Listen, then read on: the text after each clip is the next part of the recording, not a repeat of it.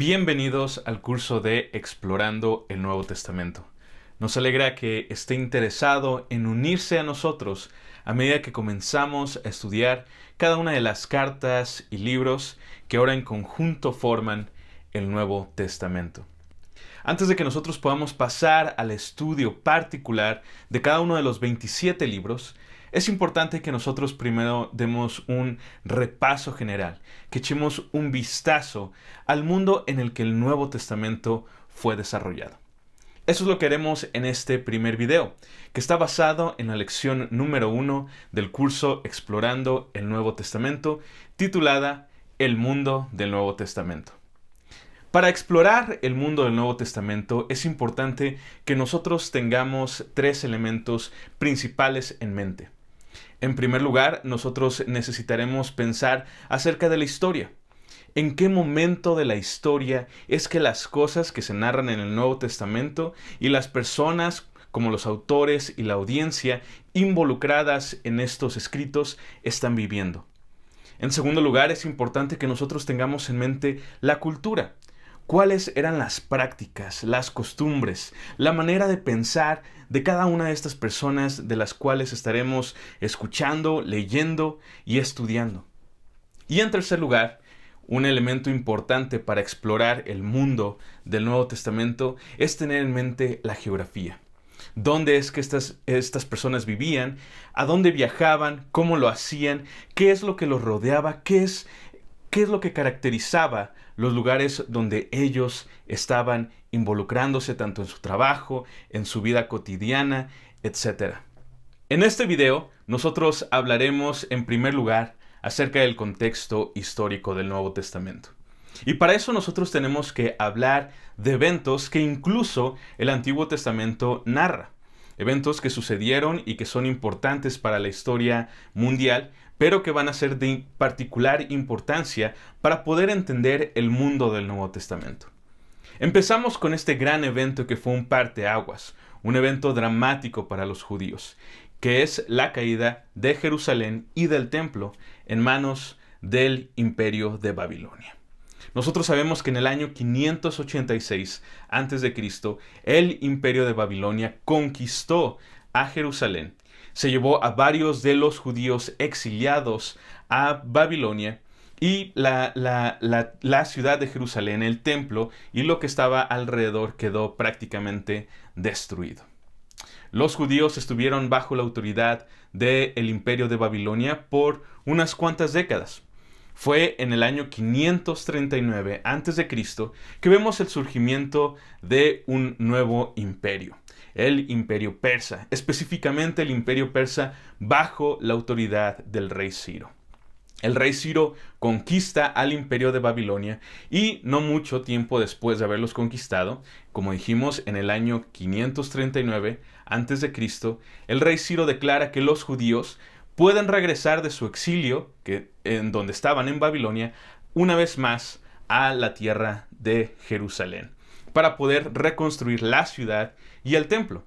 Aquí es donde vemos a personajes importantes, líderes que narra el Antiguo Testamento, como lo son Zorobabel, Nehemías y Esdras. Ellos estuvieron involucrados en la reconstrucción del templo, de la ciudad, y estuvieron involucrados también en este proyecto de reconstruir las costumbres, las prácticas del pueblo judío. Bueno, los judíos estuvieron bajo la autoridad de los persas por un par de siglos. Y es hasta el año 334 a.C. que vemos el surgimiento de un nuevo líder mundial. Tan importante para la historia mundial, pero también importante para la historia de los judíos. Y este líder es Alejandro el Magno. Alejandro el Magno en el año 334 conquista al Imperio Persa.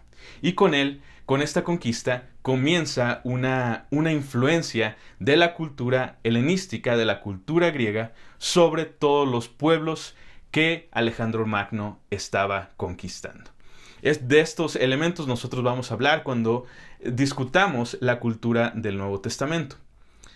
Bueno, Alejandro el Magno no tuvo mucha autoridad sobre los judíos, ya que él murió no mucho tiempo después. Él muere en el año 323. Y esta muerte significa el inicio de un tiempo un tanto tormentoso para los judíos, ya que el imperio de Alejandro el Magno, tan grande como era, se divide entre sus 4 generales principales. 2 de estos son importantes para el pueblo judío, ya que son los que se van a estar disputando el área donde los judíos estaban. Uno de ellos es el general Ptolomeo y otro es el general Seleuco. Ellos van a estar disputándose el área de Judea, cada uno queriendo expandir su territorio. Y bueno, el pueblo judío termina en su mayoría estando bajo la autoridad de los Ptolomeos. Sin embargo, es hasta el año 169 a.C. que el general y emperador Antíoco Epífanes IV conquista la ciudad de Jerusalén y tiene control sobre ella. Y este personaje es importante y lo resaltamos porque él va a ser un poco diferente a lo que los gobernantes anteriores sobre Jerusalén eran. Él es un poco más agresivo en su imposición de la cultura, la religión y las prácticas griegas. Él trata de imponer la manera de pensar y de creer sobre los judíos. Y llega a tal punto de querer imponer esta cultura, religión, etcétera, sobre los judíos, que se toma la autoridad de establecer un altar para el dios Zeus dentro del templo de Jerusalén. Él hace esto en el año 167 a.C., solo 2 años después de haber conquistado a Jerusalén. Bueno, esto causó una gran molestia para los judíos y eventualmente causó o provocó la revuelta que ahora nosotros conocemos como la revuelta de los macabeos. Un grupo de judíos se molesta tanto por este acto de sacrilegio contra el templo de Jerusalén que empiezan a pelear contra este gobernante seleucida.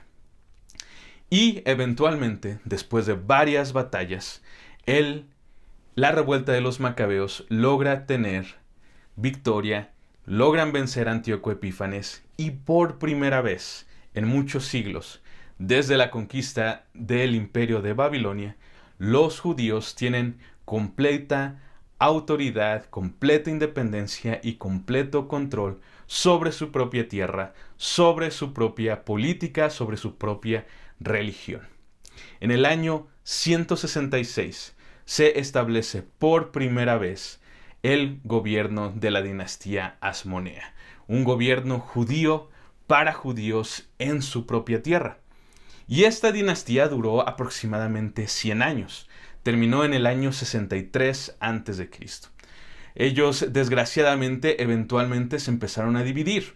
A pesar de que eran judíos y que tenían muchas costumbres similares, los diferentes reyes, como nosotros conocemos mucho de lo mencionado en el Antiguo Testamento, empezaron a tener prácticas de apostasía, empezaron a ser un poco más ligeros en aplicar lo que los judíos tanto amaban con la ley, que eventualmente se empezaron a pelear entre ellos y empezaron a debilitar esta gran dinastía asmonea y libre que ellos tenían. Bueno, el nuevo imperio mundial que estaba surgiendo de años atrás, el Imperio Romano, en ese tiempo la República Romana, nota esta debilidad de los judíos. Para el año 67 a.C., prácticamente se había desatado una guerra civil entre los diferentes bandos de la dinastía asmonea. Esto lo nota el general romano Pompeyo y para el año 63 ataca a la ciudad de Jerusalén y prácticamente la conquista sin mayor problema.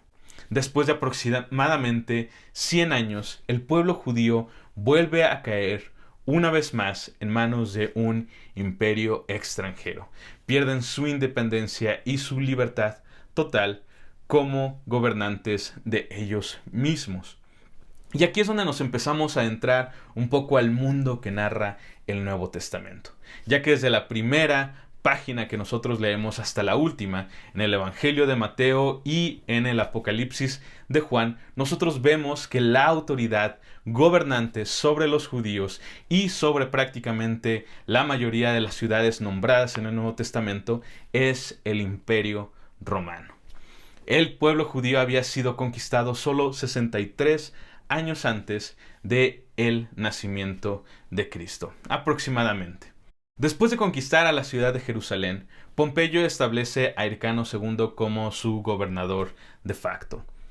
Él es un sumo sacerdote que también va a fungir como gobernador por un tiempo y eventualmente se van a ir cambiando más de estos gobernadores.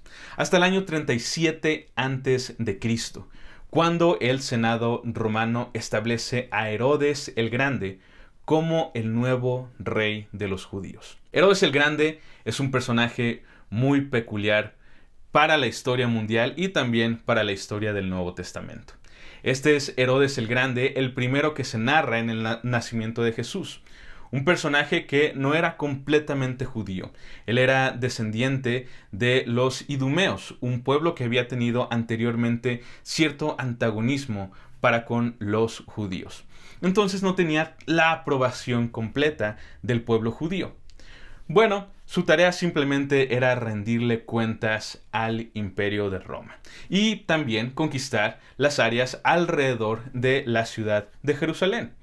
Prácticamente él logra esto para el año 30 a.C. Para el año 30 a.C., Herodes tiene control sobre la mayor parte de la tierra en el área de Palestina, en el área de Judea, de Galilea. Y bueno, él empieza a tener un poco de paranoia. Quizá era este constante duelo con los judíos que no lo aprobaban del todo. Quizá era también el hecho de que había tenido que conquistar las tierras alrededor, que él se vuelve un poco, él empieza a desarrollar un poco de temor de perder su gobierno. A tal punto que él mata a varios de sus hijos que pensaba que le iban a quitar su gobierno como rey de los judíos. Por eso no nos sorprende tanto que lo poco que se menciona de este Herodes el Grande en el Nuevo Testamento es algo que resalta bastante, y es el asesinato de varios niños en la ciudad de Belén cuando escuchó que un nuevo rey de los judíos había nacido. Bueno, Herodes el Grande muere aproximadamente en el año 4 antes de Cristo, y su gobierno va a ser delegado a 3 de sus hijos. Herodes Arquelao es el que recibe el área de Judea, el área que originalmente le había sido dado a Herodes el Grande. Herodes Arquelao se convierte en un gobernador brutal, en un gobernador bastante cruel. E incluso un grupo de judíos acude al Senado romano, a las autoridades romanas, pidiéndoles que remuevan o que quiten a Herodes Arquelao del poder porque estaba siendo muy cruel para con ellos. El gobierno romano, tratando de mantener la paz sobre los pueblos que había conquistado, quita a Herodes Arquelao del gobierno de Judea y establece en su lugar a un procurador romano. Quizá el procurador romano más famoso de la historia es Pilato, la persona que estuvo involucrada en el juicio y la crucifixión de Jesús. Herodes Filipo es la persona que va a recibir control sobre el área noroeste de Judea. Herodes Filipo no es muy mencionado en el Nuevo Testamento. Sin embargo, él es el que comienza la reconstrucción de la ciudad de Banias, que él va a nombrar después como Cesarea de Filipo. Es esta ciudad donde Pedro confiesa a Jesús que Él es el Cristo, el Señor. Él era la persona encargada de esta área y de la reconstrucción de esta ciudad. Y el tercer hijo de Herodes el Grande, que es nombrado en el Nuevo Testamento, es Herodes Antipas. Él es el gobernador sobre el área de Galilea y sobre el área de Perea. Este Herodes Antipas es el que va a estar involucrado en la muerte de Jesús y también eventualmente en el juicio de Jesús. Herodes Antipas quizá es el Herodes que más es mencionado en el Nuevo Testamento. Este es un repaso histórico hasta el punto en el que nosotros nos encontramos en el Nuevo Testamento.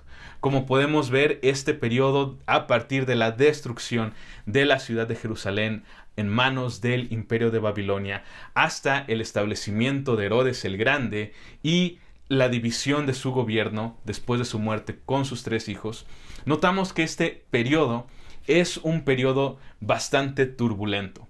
Turbulento en cuanto a política, en cuanto a reconstrucción de identidad para los judíos, turbulento también en la religión. Varias cosas están pasando. Varios elementos son los que van a mostrarse después en el mismo Nuevo Testamento y en la vida de Jesús. Es importante que nosotros mantengamos esto en mente, ya que nos iluminará o nos dará mayor luz a medida que estudiamos diferentes pasajes, tanto en los evangelios como en las cartas de los apóstoles y principalmente o eventualmente en el Apocalipsis de Juan. Gracias por acompañarnos en este primer video. En la segunda parte de esta lección hablaremos acerca de la cultura del Nuevo Testamento. Muchas gracias.